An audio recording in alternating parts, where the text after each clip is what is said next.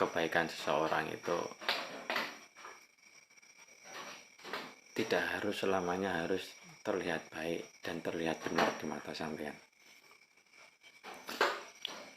Beliau adalah seorang pimpinan majelis, dan kita ini juga bukan siapa-siapa, bukan siapa-siapa dari beliau. Dan saya pribadi juga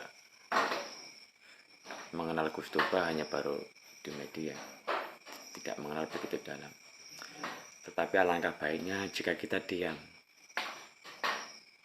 kita lebih banyak menilai diri sendiri.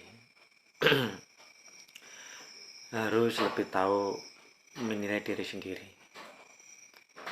Sedangkan kita sendiri juga ilmunya tidak seberapa, adab kita juga tidak seberapa, atau bahkan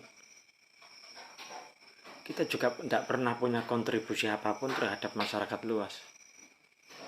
Terhadap agamanya kita tidak berbuat apa-apa. Terhadap negara juga seperti itu, kita tidak berharap apa-apa. Semuanya menjadi kritikan.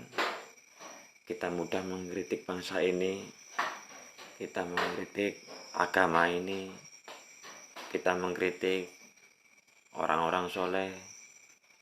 Itu karena pikiran kita sudah dikuasai oleh nafsu kita. Seakan pikiran itu menjadi pembenaran atas ideologi diri sendiri. Padahal setiap manusia memiliki bawaan dan sifat yang berbeda, walaupun dalam konteks hukum agama, hukum Allah, tidak banyak dan tidak jarang banyak tokoh-tokoh alim, banyak tokoh-tokoh mulia yang dulunya nakal tiba-tiba diangkat derajatnya oleh Allah Subhanahu wa Ta'ala. Yang dulunya beling tiba-tiba menjadi orang yang ahli ibadah. Ya, memang seperti itu. Itu tidak sedikit. Banyak hal-hal yang seperti itu. Atau bahkan yang dulunya pemabuk, yang dulunya kita caci, orang-orang jalanan, dulu kita sering mencemooh, tiba-tiba hatinya lebih mulia daripada kita. Allah Maha membolak-balikkan hati setiap manusia. Jadi sudahilah, tidak usah merasa dirinya paling benar, merasa dirinya paling dekat dengan hukum Allah, merasa dirinya sudah baik daripada orang lain. Justru perasaan-perasaan seperti itu adalah bagian dari penyakit hati. Hati kita penyakitan, akan tetapi kita tidak merasa.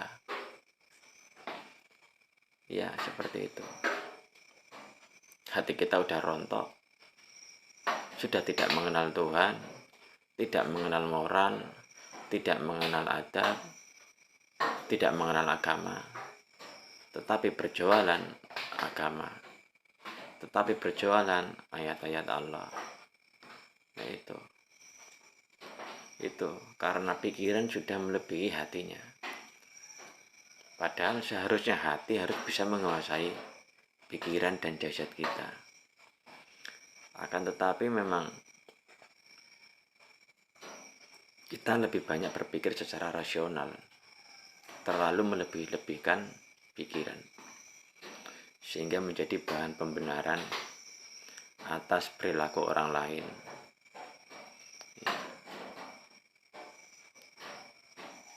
Sampean berbicara masalah hadis, masalah ayat, padahal jalan kita itu sudah selaras atau belum dengan ayat-ayat Allah. Sudahilah penilaian terhadap orang lain. Kita perbaiki diri kita sama-sama. Ya, karena kita juga hidup di akhir zaman, hidup yang sudah jauh dari konteks sejarah Nabi. Sudah 1400 tahun lebih kita ditinggalkan oleh Nabi. Ya. Maka muliakanlah diri kita sendiri, dengan menata hati untuk lebih baik, untuk mendapatkan ridho Allah Subhanahu wa Ta'ala, bukan menilai orang secara berlebih-lebihan. Ya, hal-hal yang seperti itu yang akhirnya mengotori hati kita sendiri.